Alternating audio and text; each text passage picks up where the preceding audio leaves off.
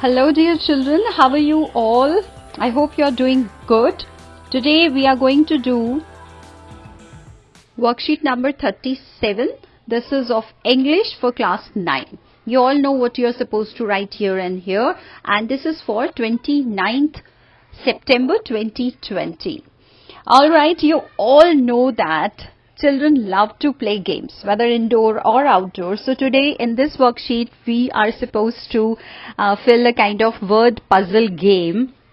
Here you can see you have got a crossword puzzle. I hope you all know what is a crossword puzzle. Crossword puzzle is a word puzzle, or you can say word search game that usually takes the form of a square or the rectangles. Can you see?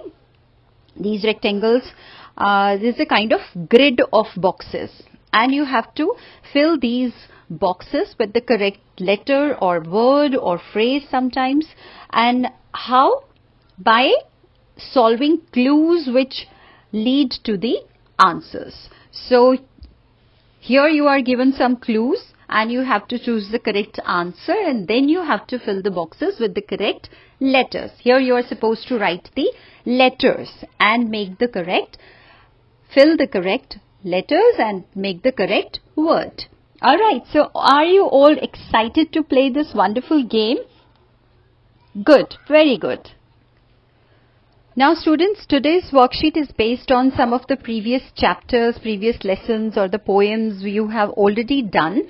I hope you all have done these chapters thoroughly. If you have not gone through the chapters or the poems, please go through them so that you don't feel any problem while attempting the question answers or any such puzzles or fill-ups or gap filling or writing the summary. So if you know the chapter very well, you can attempt any kind of questions. So here you have to fill the correct letters and you have to make the correct words.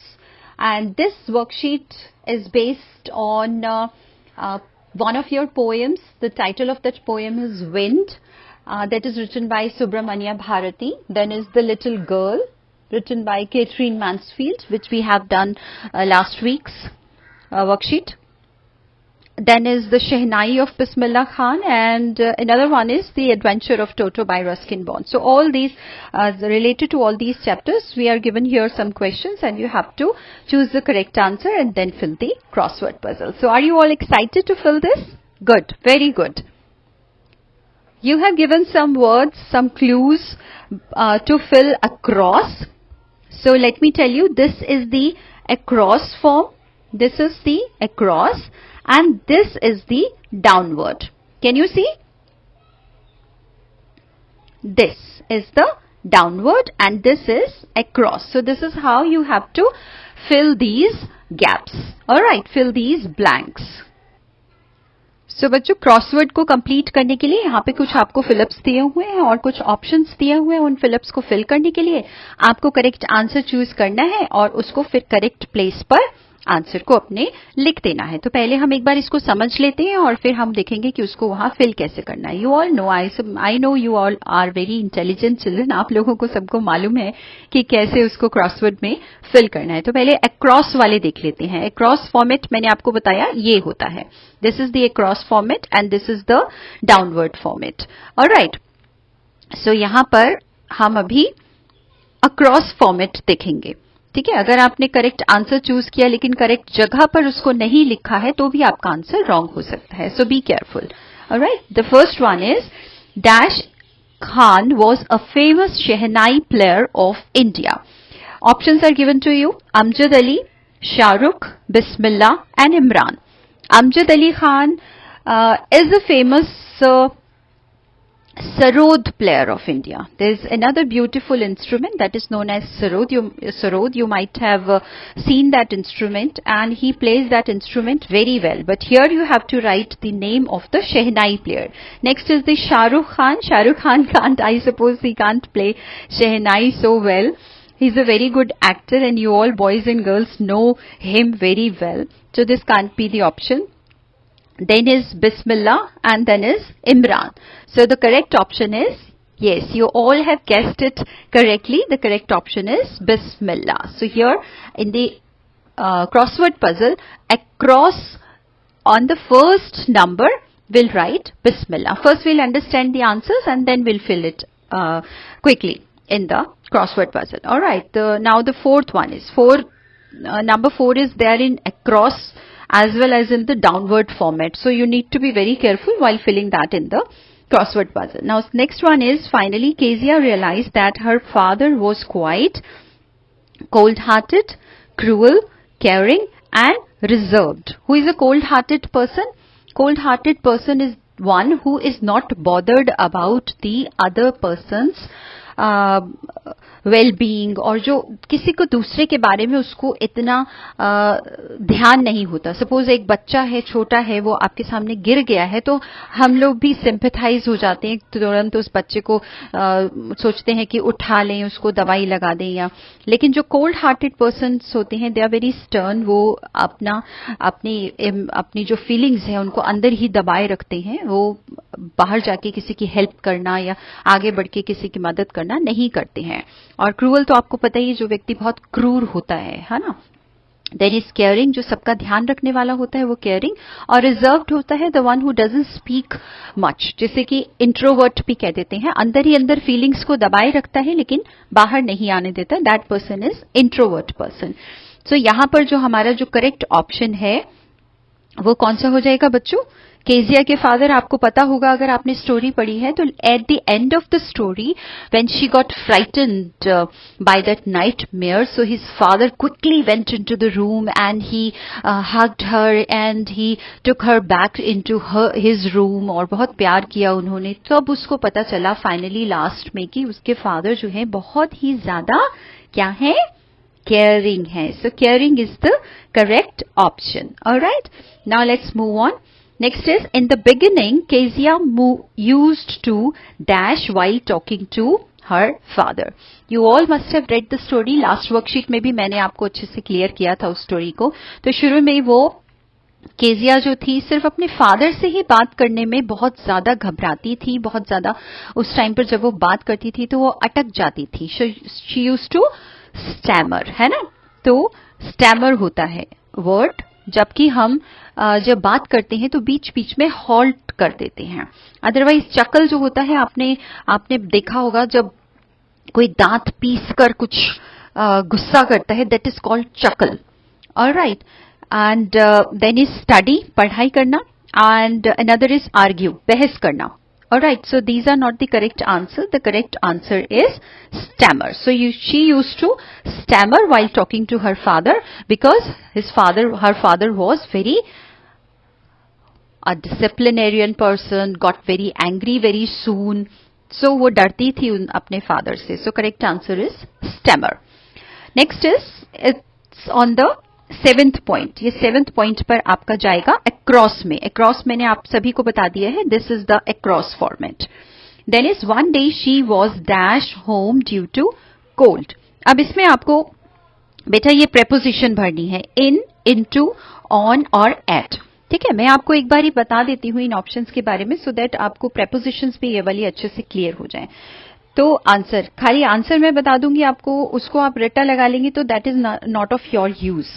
ठीक है. On तो देखिए जैसे suppose ये एक table है, ठीक है, और इस टेबल के ऊपर मान लीजिए एक कैट बैठी हुई है. तो द कैट का जो सरफेस है, नीचे का बॉडी है, वो आप इस टेबल को क्या हो रहा है? टच हो रहा है. ठीक है. तो जब भी कोई चीज किसी चीज के ऊपर है और वो उसको टच करती है तो हम उसको कहते हैं कि ऑन है. ठीक है. So the cat is sitting on the table. कहां पर बैठी है? वो टेबल के ऊपर बैठी है.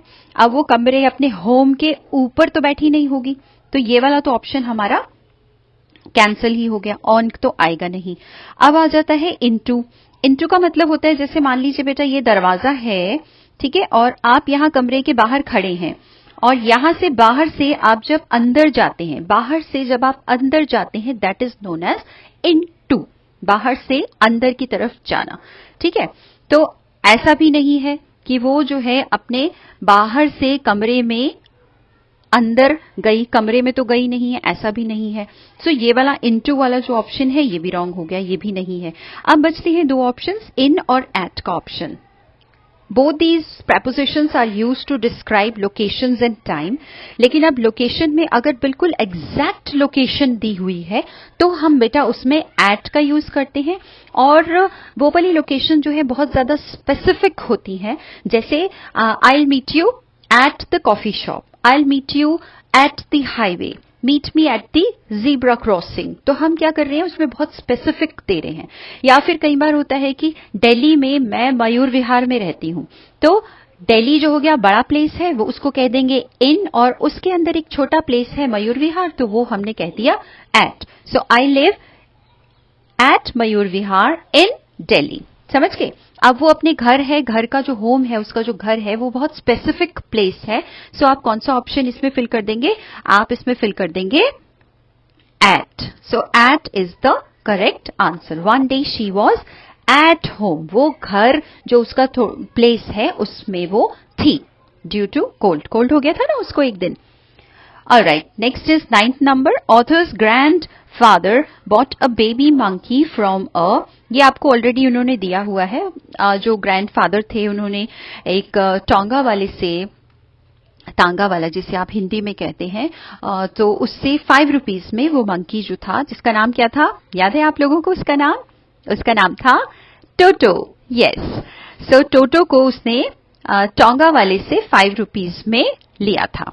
सो ये हो गया हमारा अक्रॉस वाला कंप्लीट सेक्शन जो है. ठीक है. अब हम डाउन वाला भी देख लेते हैं और फिर उसके बाद में जल्दी जल्दी उसमें फिल कर देंगे. सो अब ये डाउनवर्ड जो आपको बॉक्सेस दे रखे हैं उसके लिए है आपका. इसमें नंबर 2 पर जो बॉक्स है लंबा वाला जो नीचे की तरफ जो बना हुआ है ग्रिड, उसके अंदर आपको इसका आंसर फिल करना है पहले वाले का. तो ये है in the wind poem the poet suggest us to make the heart. अब उसमें आपको 4 ऑप्शंस हैं, स्टेडफास्ट, वीक, इमोशनल या कंफ्यूज्ड. विंड पोएम अगर आपने ध्यान से पढ़ी है तो उसमें ये लाइन भी है ना, ध्यान है ना आपको. सो मेक द हार्ट, उसमें आ जाएगा steadfast. Very good.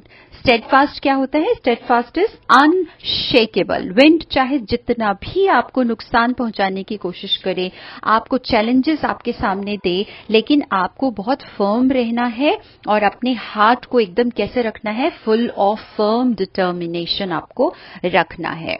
So here in this poem the poet actually wants to say that wind जो है, wind has the power to destroy things, है उसके अंदर power, but we should not be disappointed because of this. We should take that boldness of wind as a challenge and should come out of that of those challenges as a winner. So आपको भी अपनी life में जितनी भी problems हैं उनसे आपको खुशी खुशी और फर्मली आपको करना है. तो ये दोनों जो है एक्सप्लेनेशन आपकी नंबर 2 और नंबर 3 दोनों की ही हो गई. तो इसके अंदर जो ये वाला है इसमें तो हमारा आ जाएगा, पहले वाले में तो स्टेडफास्ट और दूसरे वाले में विंड जो है, विंड है सिंबलाइज. सिंबलाइज मतलब विंड वो वाली विंड नहीं है एक्चुअली, वो किसी पोयम के अंदर किसी चीज को सिंबलाइज कर रही है, किसी चीज की तरफ हमारा ध्यान बताना चाह रही है, हमको डिनोट कर रही है कि विंड एक्चुअली क्या है.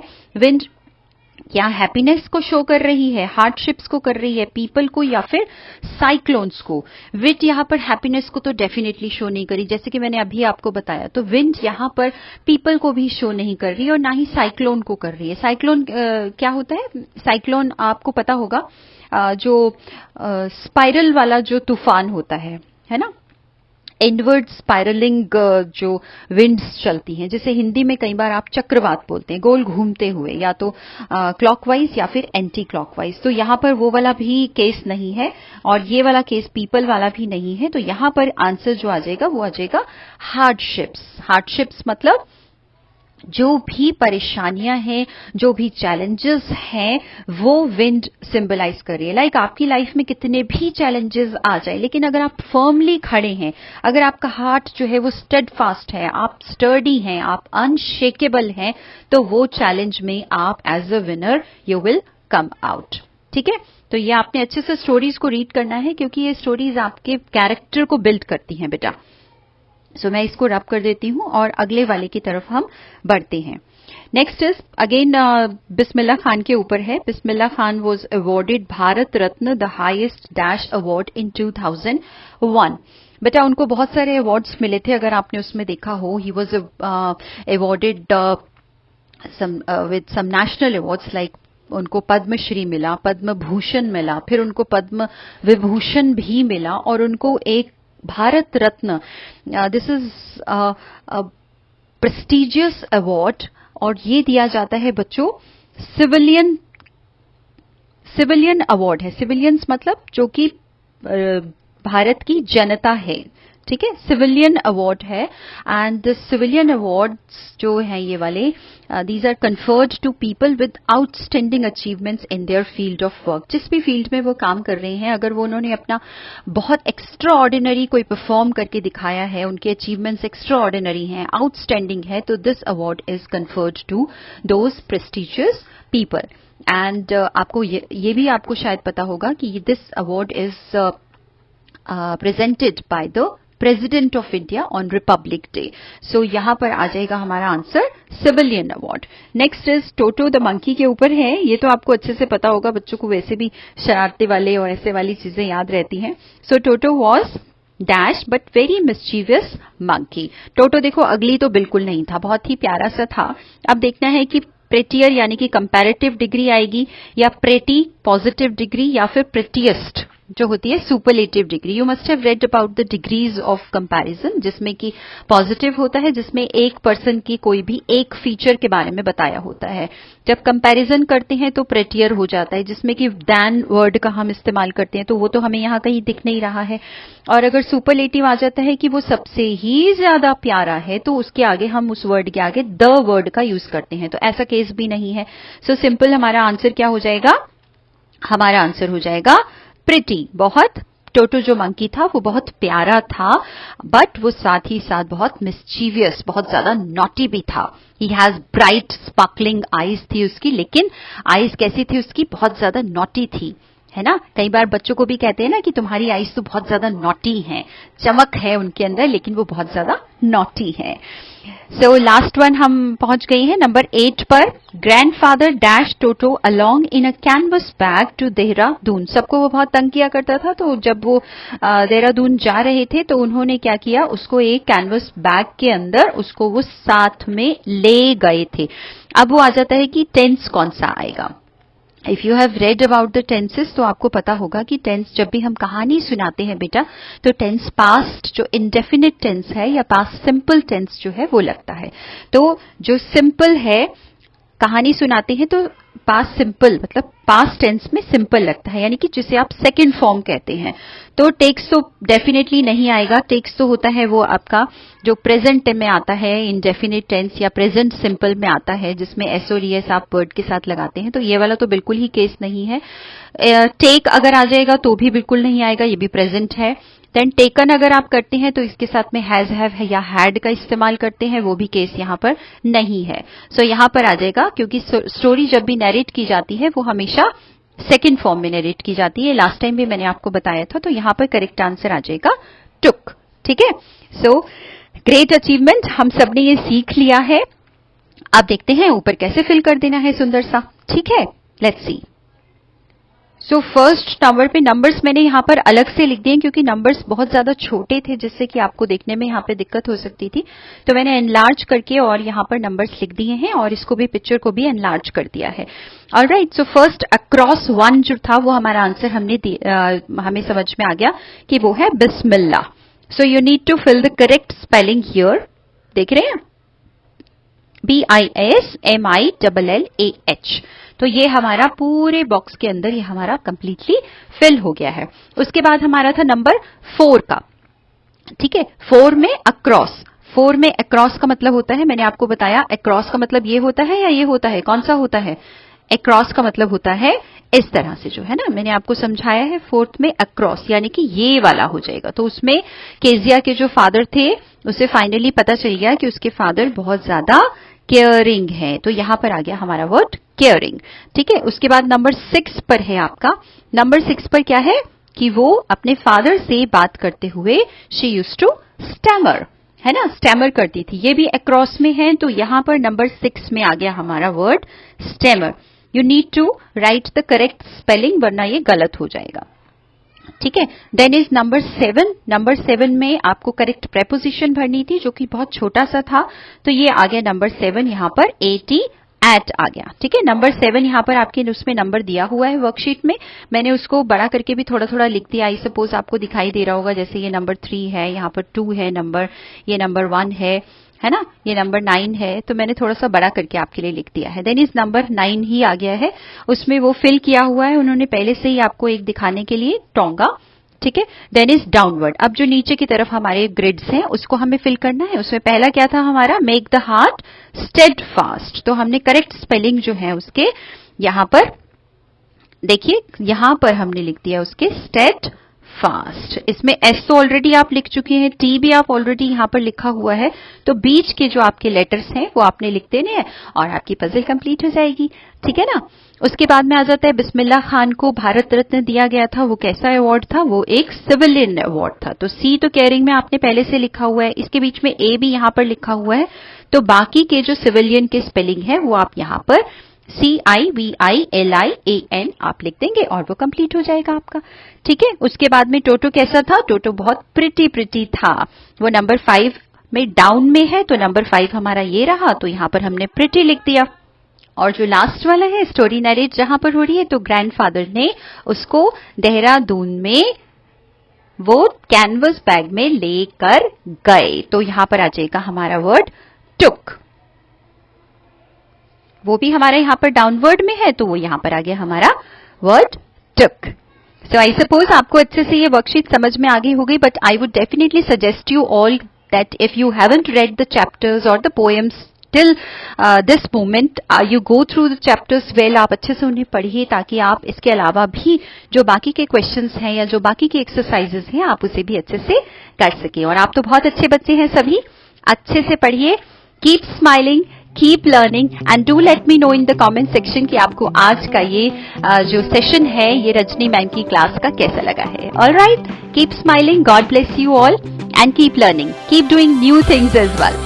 अपनी लाइफ में कभी हार नहीं माननी है और खूब आगे बढ़ते जाना है। Alright, bye bye, take care.